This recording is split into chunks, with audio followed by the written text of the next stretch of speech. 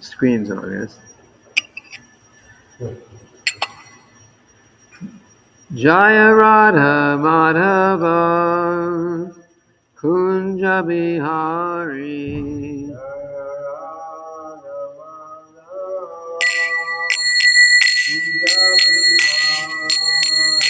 Jaya Radha Madhava Kunja Bihari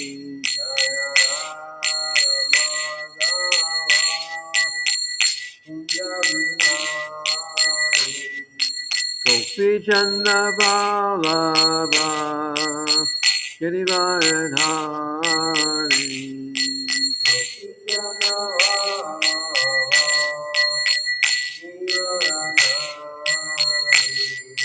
Gopi Chanda Ballabha Girivaradhari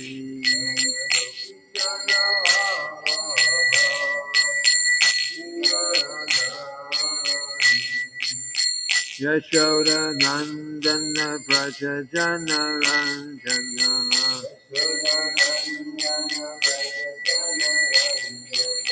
Yashoda Nandana Braja Jana Ranjana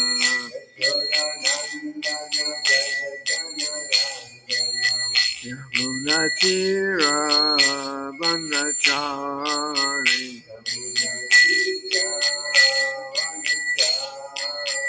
Yamuna Tira Bandachari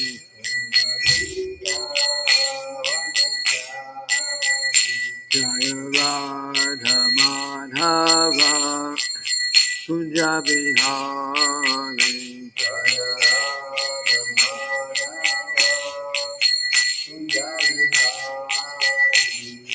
Gopi Jana Ballabha Girivaradhari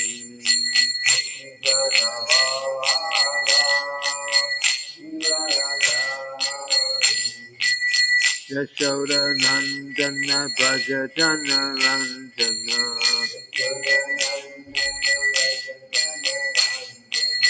Yamuna Tira Vanachari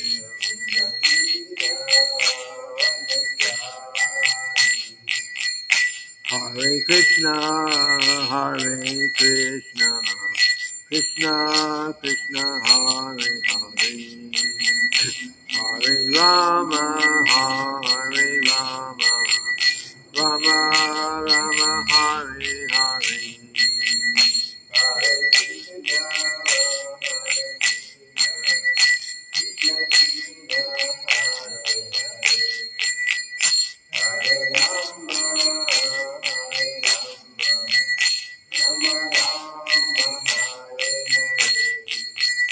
Hare Krishna, Hare Krishna, Krishna Krishna, Hare Hare, Hare Rama, Hare Rama, Rama Rama, Hare Hare.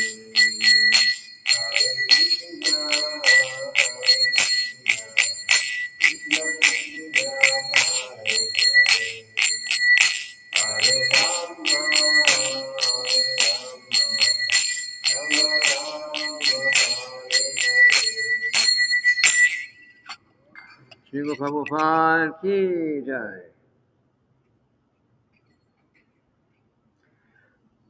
Om Namo Bhagavate Vasudevaya. Om Namo Bhagavate Vasudevaya. Om Namo Bhagavate Vasudevaya.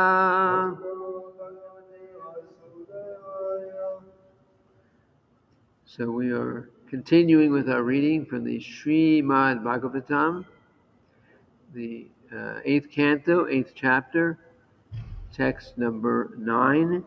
The chapter is called The Churning of the Ocean of Milk. Okay.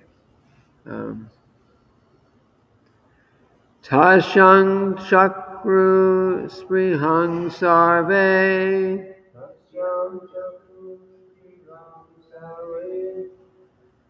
Sasurasura Manavaha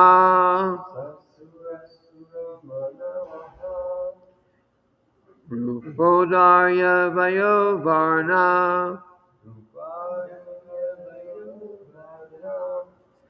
Mahimakshipta Chetasaha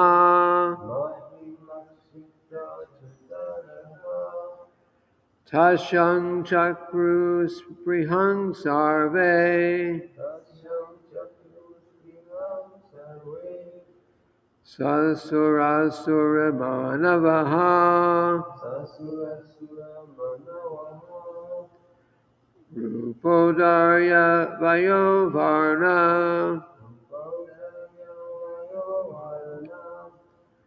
Mahimakshipta Chetasaha Tashang Chakrus Prihang Sarve Sasurasura Manavaha Rupodarya Vayovarna Mahimakshipta Chetasaha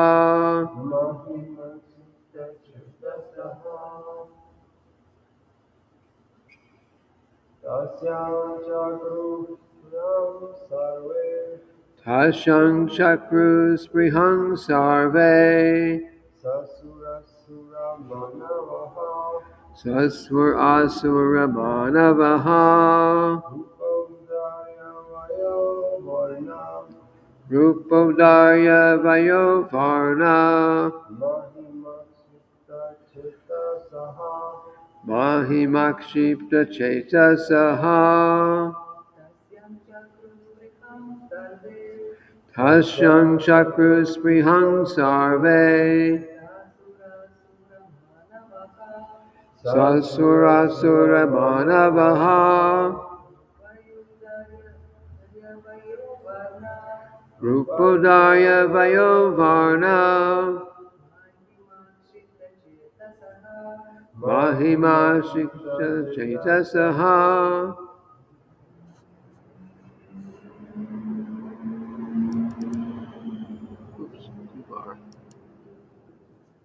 Tasham unto her Chakruhu did Spriham desire Sarve everyone Sasura Asura Sasura Asura Manavaha the demigods, the demons, and the human beings.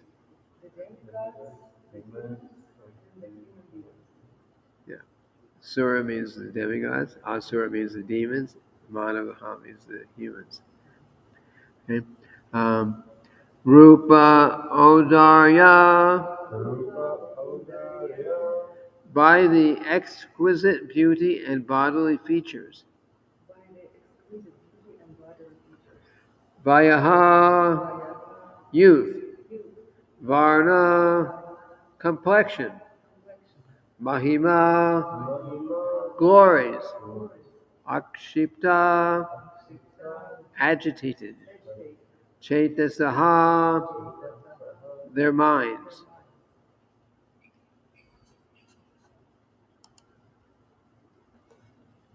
This verse is referring to the previous verse. The goddess of fortune has come. So we're speaking here about the goddess of fortune.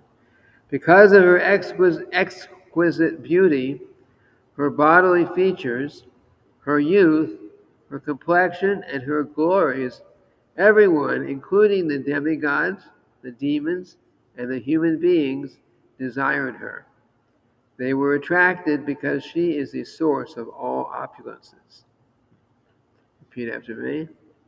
Because of her exquisite beauty,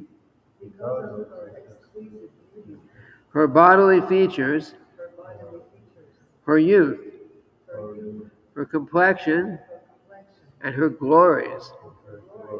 Everyone, including the demigods, the demons, and the human beings, desired her. They were attracted because she is the source of all opulences.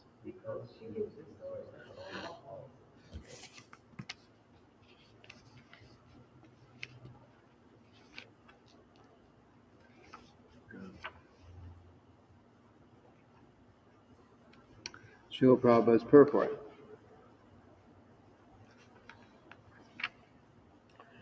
Who in this world does not want to possess wealth, beauty, and the social respectability that comes from these opulences? People generally desire material enjoyment, material opulences, and the association of aristocratic family members. Bhogaishvarya Prasaktanam. Material enjoyment entails money, beauty, and the reputation they bring, which can all be achieved by the mercy of the goddess of fortune. The goddess of fortune, however, never remains alone. As indicated in the previous verse by the word Bhagavat Para, she is the property of the Supreme Personality of Godhead and is enjoyable only by Him. If one wants the favor of the goddess of fortune, Mother Lakshmi,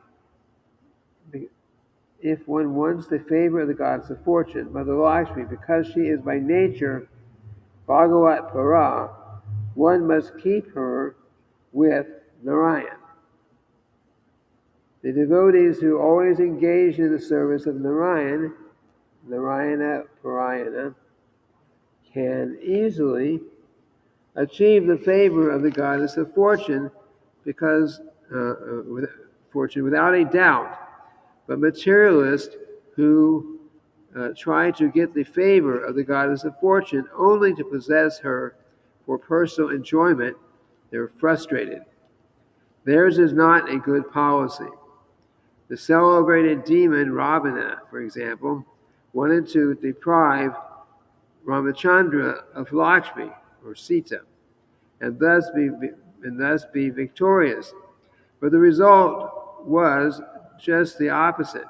Sita, of course, was taken by force by Lord Ramachandra, and Ravana and his entire material empire were vanquished. The goddess of fortune is desirable for everyone, including human beings, but one should understand that the goddess of fortune is the exclusive property of the Supreme Personality of Godhead. One cannot achieve the mercy of the goddess of fortune unless one prays both to her and to the Supreme Enjoyer, the Personality of Godhead. Om Ajnana Timaranda Shakana Jana Shalakaya Chakshurundritam Yina Tasmai Shri Gurave Namaha. Yes, so now the goddess of fortune is emerging from this churning of the ocean of milk. And of course everyone understood who she was. And of course everyone, materially speaking, desired her because if you have control or you possess, or what term you use, the goddess of fortune, they would think that they get all opulences because she's the source of all opulence. But she belongs to Lord Narayan. She can only be enjoyed by Lord Narayan, who actually is her the source of her anyway, in reality.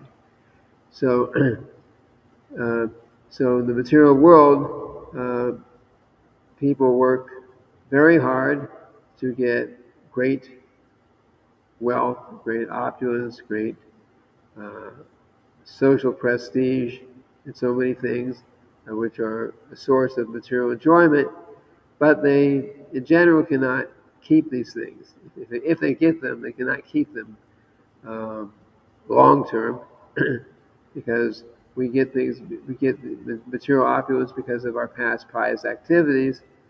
But if our activities change, then we lose everything, um, and then we have to suffer. Sometimes people become there was probably many instances of this, but there was actually there was somewhere in Florida where we were visiting. Many years ago, I was on vacation with family, with my parents, and we were all on vacation. But we went. We were not living in Florida at the time, but we visited Florida, and there was a big mansion there that previously had been owned by a lady she had wealth, but she was very greedy. She was an atheist too, an atheist, and she was very greedy. She would not give wealth to anyone. She didn't care about anyone else, and they say she even made uh, her son go out and sell newspapers, make some money, and and she and so that she could get a free newspaper that way. She was just miserly. So in due course of time, of course, she died, and whatever her destiny was, I don't know. They didn't tell you that in the tours. They wouldn't know. But afterwards, her son took over and made and used the money and did good for others. Now he probably may not have been thinking in terms of giving charity for the Supreme Personality of Godhead, but he was not a miserly person. So um, the idea is that if someone finds that they in this lifetime they have a lot of money, they're born into a lot of money, or it comes very easily, maybe they inherit something, or somehow or other it comes easily. Srila Prabhupada says that they have that because of their past devotional activities. Past devotional activities. And they may have forgotten or not been aware why they got what they had, but it was because of their past devotional activities. And we've actually mentioned this principle many times before. If you're engaged in practicing yoga, which is devotional activity, and you don't complete your yoga practice, then you might take your next birth either in a wealthy situation, or maybe even going to the heavenly planets. But you get that. So and the principle is if you are born in a situation and you easily have you don't have to spend your whole lifetime struggling just to where am I going to get my next meal? Where am I going to find some shelter that I'm not kicked out of, like that? If you actually have everything you need without too much endeavor, then you have you have more of a chance to be putting some energy, some concentration on spiritual life. And the principle is there because we have that good situation because of our previous devotional activities, and if we understand why we have that good situation in this lifetime, then then we will not make the mistake that many do, thinking, "Oh, they have this term, people who came up in the world, they're poor, they came up in the world, and they say this term, I lifted myself up by my bootstraps, because I did it on my own. Nobody helped me, because I was great, I was very strong, I was very intelligent, whatever qualifications they felt they had. Now I went from poor to very rich on my own. But actually, it's not on their own. It's because they had opportunity, or they had something that was because of their previous karma, and ultimately that was because of their previous devotional activities. So, but they think like that, and then they live a life of material sense gratification and engage in low class activities, then even if they still have this money during this and wealth situation during this lifetime, it'll all be taken away. So therefore, just like now, we find people that are born, that are living very, very poor lives, or just trying to survive on welfare and different things. Like there's a lot of people like that in the world. But those same people, very likely, previously, had a good amount of money, but they abused their situation, and now for their benefit, they had to be born in a situation where they have nothing, and then they start feeling, oh, I have nothing. I got to depend on God. I got to pray to God. I got to go to church. I got like that. This is how it works. If you don't, if you have a lot of money, you have a lot of opulence, and you have a lot of devotion for the Lord, then that's great. You have all the material things, and you have the spiritual too. They say the best of both worlds. But if you don't, but if you have a lot of material opulence and you misuse it, you abuse it, and then you're still fortunate enough to get your next birth as a human being, then you may be born with nothing. You may struggle your whole life, and because of that struggle, then you start becoming a little more pious because you have no choice but to depend on God, like that. That's a situation. So anyway, people in general are looking. They want the opulence. They may not even know there's actually a personality, goddess of fortune, but they want material opulence, but they don't want to serve God. And so, they may get that material opulence, but they will lose it in due course of time, and at least at the end of if not before the end of this lifetime, at least by the end of this lifetime, and their next birth, depending on what their activities were during the lifetime, they may if they're atheistic, then you can be sure they're going to take a very low birth, maybe even an animal birth, like that. So we have to. So probably writes here that we have to worship. We can't worship the goddess of fortune separately. We have to worship the goddess of fortune with Narayan, or we have Radha Krishna, who we worship actually in the mood. We worship the mood of Lakshmi Narayan anyway. It's really all in reference. We're not really worshiping Radha Krishna in the mood that Radha and Krishna are known in Krishna Loka. Everything's very intimate. Nobody actually really even understands that Krishna is God. It's just a very happy, friendly, loving kind of relationships there.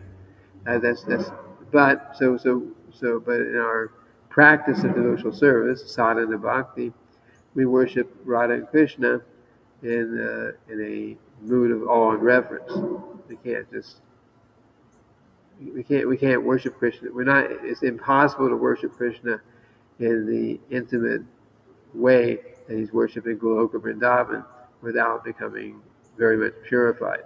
So our worship is like Lakshmi Narayan worship, which is all in reverence. You offer whatever opulence you have, which is telling you that we don't have a whole lot now, but you offer whatever you have, and it's a feeling of all in reverence. Krishna, the deities are God, and I am simply servant, and I have to be very, very careful not to commit offense like that. That's the mood in deity service in our present mode of worship. So we worship the goddess of fortune, but we worship goddess of fortune, who Radharani is actually the source of all the goddesses of fortune, all the source of all the Lakshmis, and we're worshiping her, but we're worshiping her in the mood of assisting her in her service to Krishna. And Radharani's mood is Radharani's mood is all she wants is that Krishna is pleased. So Radharani's mood is that even if someone else, say one of the other gopis in Vrindavan, there are many gopis, they all love Krishna. So she's thinking, I want Krishna to be happy. So, and of course, Radharani has the most devotion of anyone. Krishna loves her the most. But she's thinking that my thing is I want Krishna to be happy. And if she says that even if there's some other gopis, some other woman, some other gopi, who can serve Krishna better, can please Krishna more, then she says, I will become that gopi's maidservant and assist her in service to Krishna. She's thinking like that. She's saying like that because her goal is not to enjoy Krishna. Her goal is to Krishna be happy. And so she can make Krishna happy herself, or she can make Krishna happy by assisting somebody else in making her happy. For her, it's the same thing. The main thing is that Krishna is happy. There's a story, I think it's in the Krishna book, or somewhere. Anyway, Krishna one time asked, Krishna said, one devotee, I think Narada Muni. He sent one of his special servants to his different devotees around Vrindavan. It said, tell them that Krishna has a headache. Krishna has a headache. He has a bad headache, and the only thing that will cure his headache is to have the dust from the feet of one of his devotees. So Narada Muni went to different devotees. They actually went to demigods, went all over, saying to all different kinds of devotees, and he would ask, Krishna has a headache, and he wants the dust from the feet of the devotees. Can you give me the dust from your feet? Of course. So, but everywhere he went and asked, he said, "Oh, I can't do that. If you put dust from my feet on Krishna's head, it's like stepping on Krishna's head. Yeah. So if you put the dust from my feet on his head, I'm going to go to hell. I'll be suffering forever, like that." So no one would do it. But then he went to the gopis and told them, "Oh, the Krishna has a headache, and the only thing that will cure his headache, the only way to make him feel better, is if they have the dust from his devotees' feet." So when we went to the gopis, unlike everyone else, they said, "Oh, they're standing there in the barefooted in the dust, Vrindavan dust, getting here, and saying, here, take all this, take this dust for Krishna." And he says, "Aren't you afraid that you'll go to hell?" He says, "We don't care if we go to hell. We just want that Krishna feels good, that Krishna is happy. We don't care." So that's the mood of the gopis.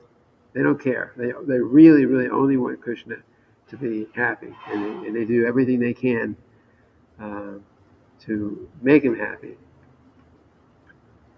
Even the gopis are, they're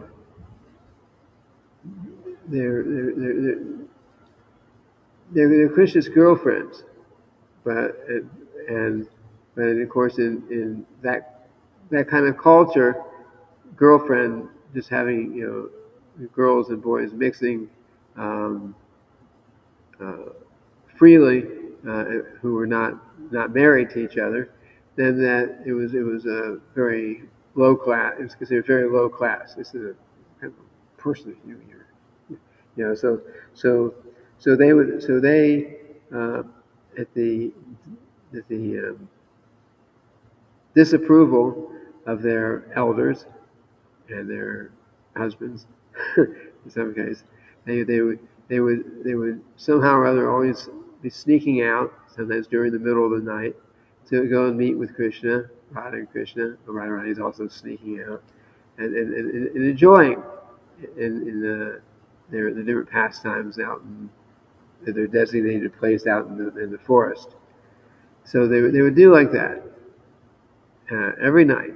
They were enjoying like this, and sometimes the elders suspected that you're going out.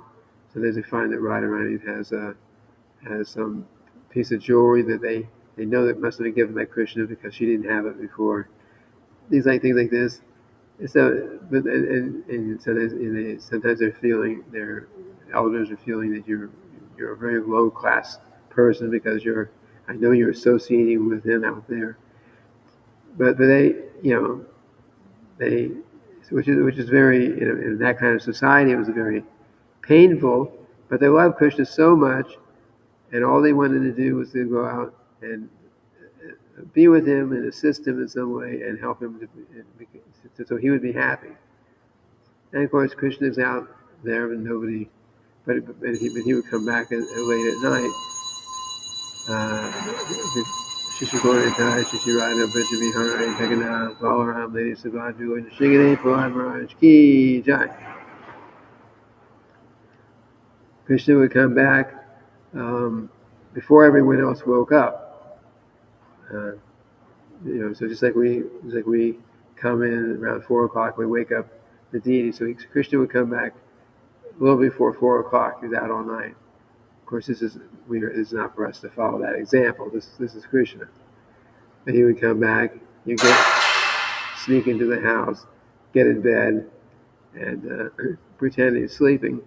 And so Mother Yashoda came and tried to wake him up. He couldn't figure out why are you so tired? Are you sick? Is there something wrong? And then of course she brings all the tray of milk, milk and yogurt and sweets and everything as a means to try to convince him to get out of bed. But she doesn't realize that he spent the entire night out enjoying. But anyway, the point was that the mood there is Krishna is only thinking how to please his devotees, in this case the gopis, and the gopis are only thinking how to please Krishna. They're not thinking how to enjoy Krishna. They're thinking how to please him. And sometimes they get greatly criticized because of if someone suspects some association, but their mood is not to enjoy him; it is to please him, to make him happy, and he's only thinking how to make them happy. So, but we cannot get and serve or worship the goddess of fortune without Krishna. We don't have Radharani on the altar and Krishna is somewhere else. We only want the goddess of fortune, Radharani. Krishna's not needed here. No, you can't do that. You have to worship the goddess of fortune in her relationship of serving Krishna. That's or Lakshmi Narayan or Sita Ram, same relationship. We have to worship in that way. We cannot have one. We cannot have goddess of fortune without Krishna.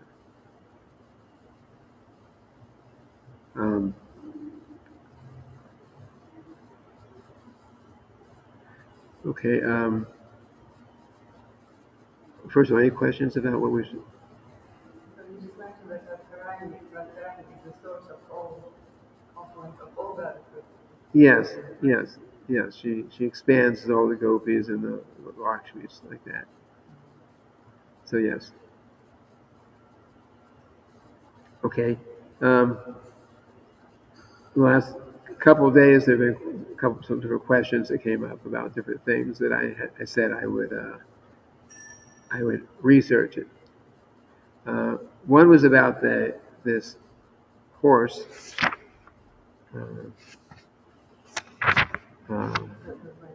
Yeah, the white horse.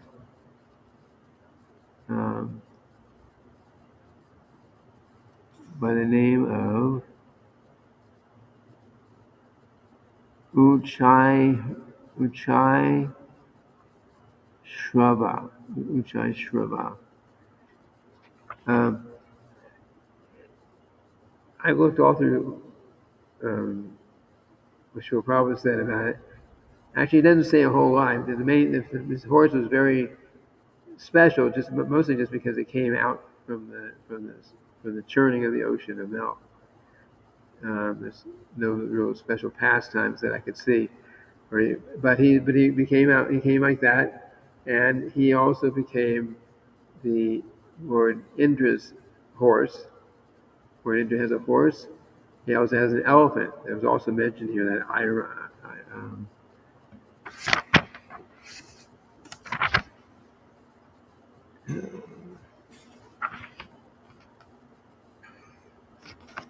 the king of the elephants, Airavata. That also became Lord Indra's elephant. We see pictures of Lord Indra riding on an elephant. So he got the elephant and he got the horse.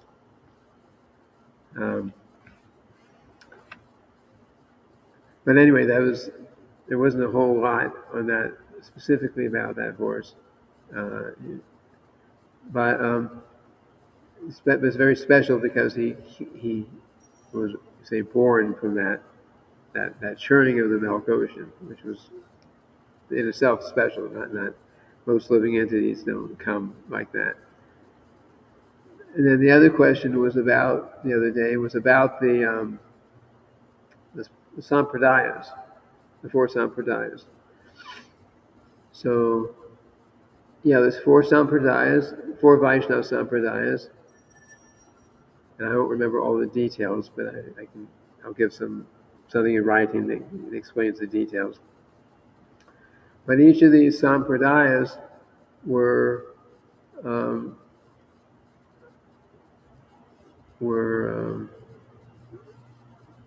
they all had a very important part of helping to bring people to the final true understanding of Vedic knowledge. So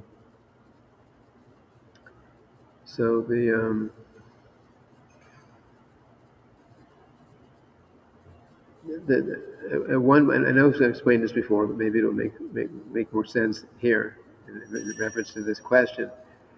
There was the Vedas. The Vedas give opportunity, whatever you want to do practically in the material world, the Vedas give some way that you can do it. So for those who are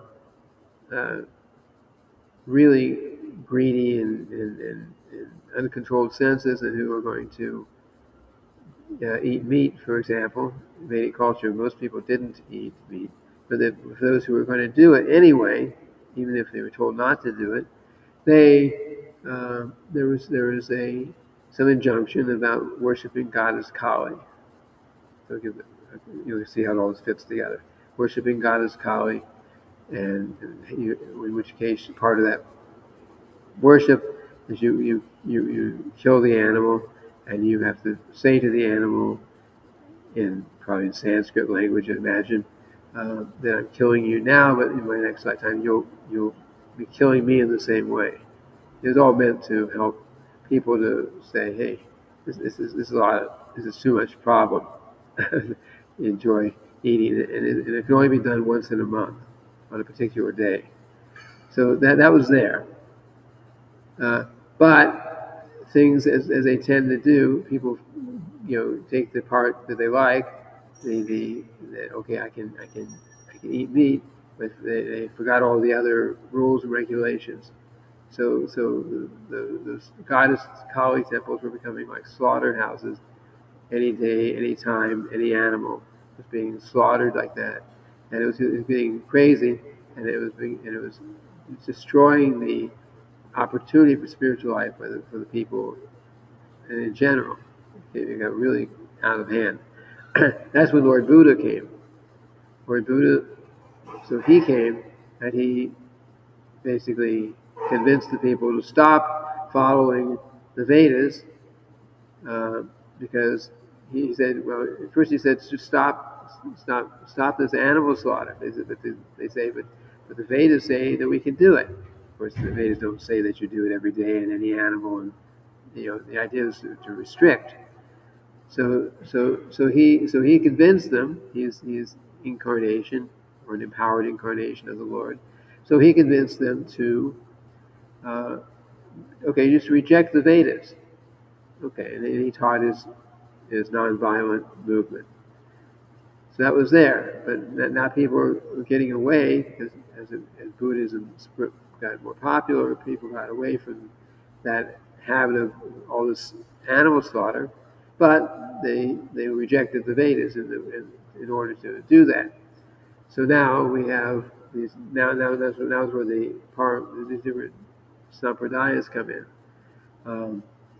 So in due course of time, actually not within our sampradaya, but this is the first step to help people get back on the path of following the Vedas.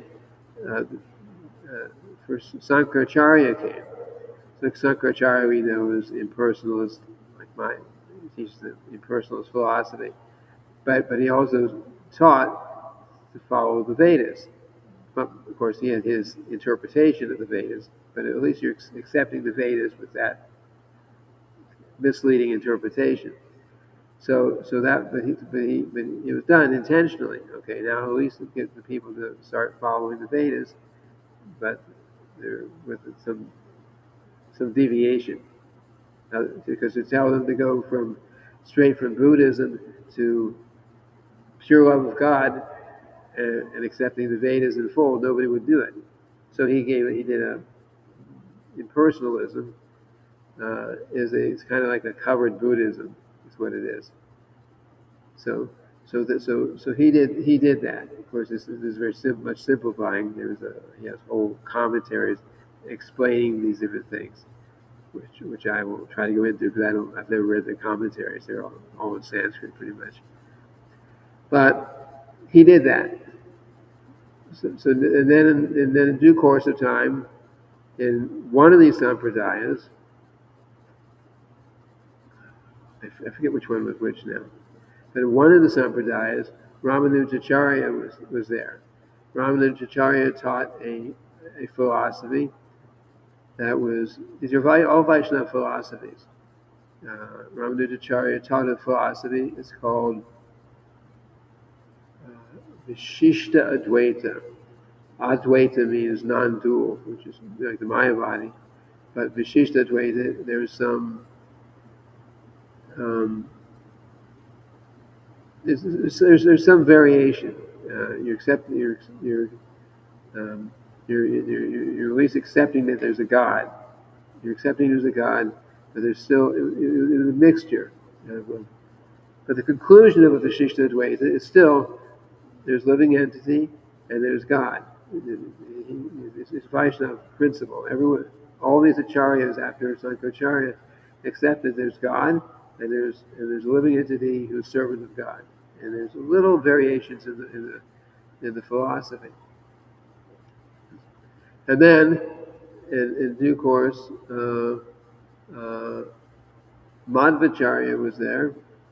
Madhvacharya taught Dvaita. It's called Dvaita. Dvaita means dualism.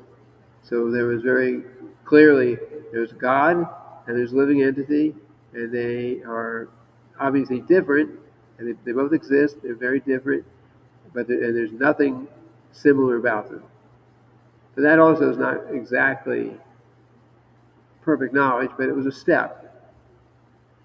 And then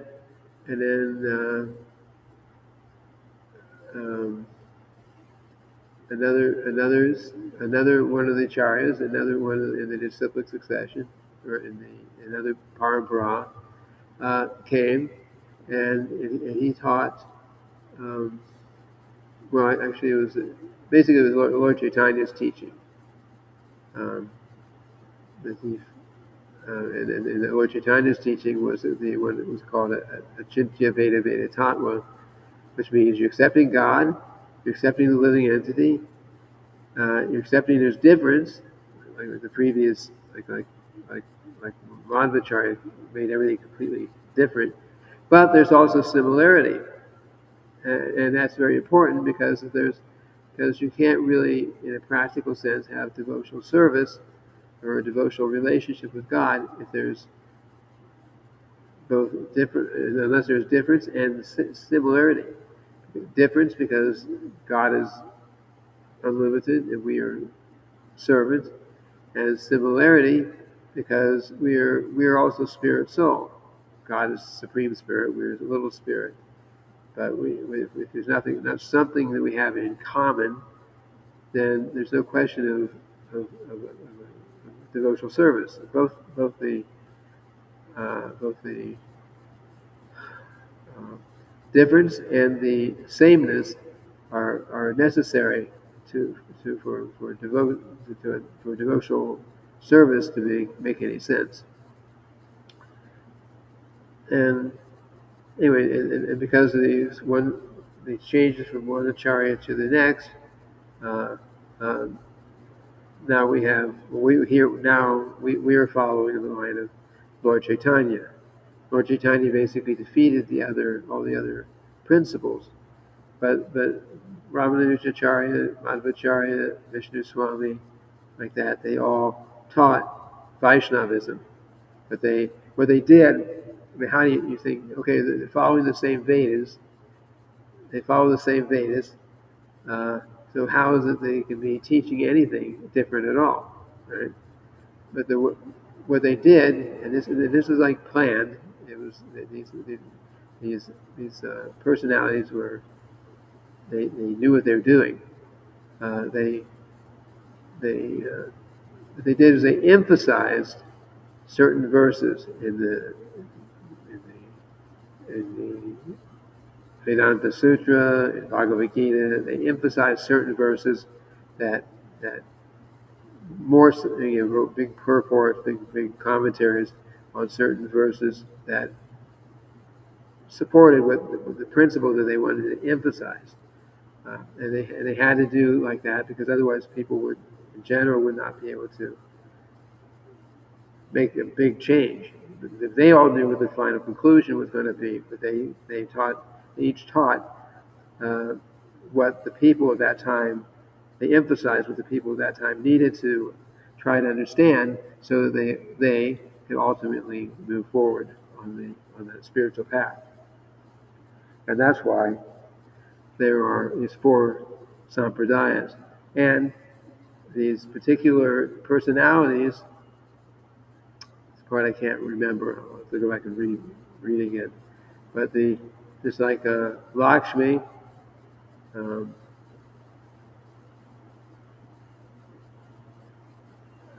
don't remember who was in which sampradaya now. But Lakshmi, she expanded, or a portion of herself appeared as one of the acharyas. A portion of is like being empowered. She empowered.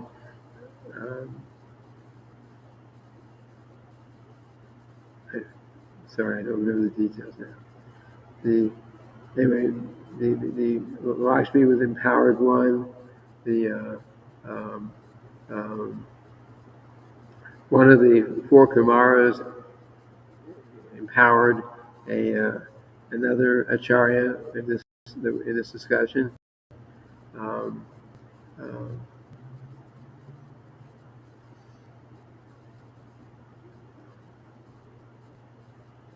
And each of them, Lord Shiva, of course, appeared or expanded himself as Sankaracharya. We talk about Sankaracharya, so Lord Shiva expanded like that. So they were all empowered souls. They basically all came as representatives of God and taught what they taught, ultimately for the purpose of gradually bringing the people in Kali Yuga, this is all Kali Yuga time, to the point of the perfect understanding, which is what we have now. Srila Prabhupada has given us, what we're teaching, studying and teaching, and trying to live. Anyway, that's general idea, but there's a lot more detail. I'll email you. If you like, I can email to you too the explanation. It's pretty good. It was. It includes a lot of quotations from Srila Prabhupada from his books. Okay. 8:35. Any questions? Hopefully. So he just mentioned that because of past devotional service, the human can enjoy some material things in this life. He brings this good karma baggage from the past devotional service. But if, for example, within this same lifetime, for example, a human has a period of, he has money, then he has no money, so then he has, I also heard that God can take away the material wealth for some time, so you can return to your spiritual life. Is it correct? Yes, it is fact. Krishna, because once we take up the path of spiritual life, Krishna will give us or take away what he needs to help us. If we're sincere. For our own thing. So either Yeah. So maybe someone would have had some really really good karma and had a whole lot of something, but they might have become a debauchee, a lower class person because of misusing it. So Krishna, to help them, they say, okay, I'm gonna hold off on this until you become more spiritually advanced, and then I'll give it to you, and then you can use it in my service. If you get it right now, so Krishna makes these adjustments. He can take away something that we were supposed to get, or he may give us something that we would not have otherwise gotten, just to make it, to facilitate our devotional service. So the main thing is we dedicate our life in Krishna's service, and then he will make the necessary adjustments. Sometimes in terms of wealth, sometimes in terms of other things in our life. But he'll do whatever he can to help us. And once we take up Krishna consciousness, it's not material karma anymore. It's not material karma we're dealing with. It's Krishna will personally take charge. Sometimes making things easier, sometimes make things more difficult. But he'll do what we need individually, personally, to help us to advance on the spiritual path. Okay, we are over time here. Srila Prabhupada Ki Jai.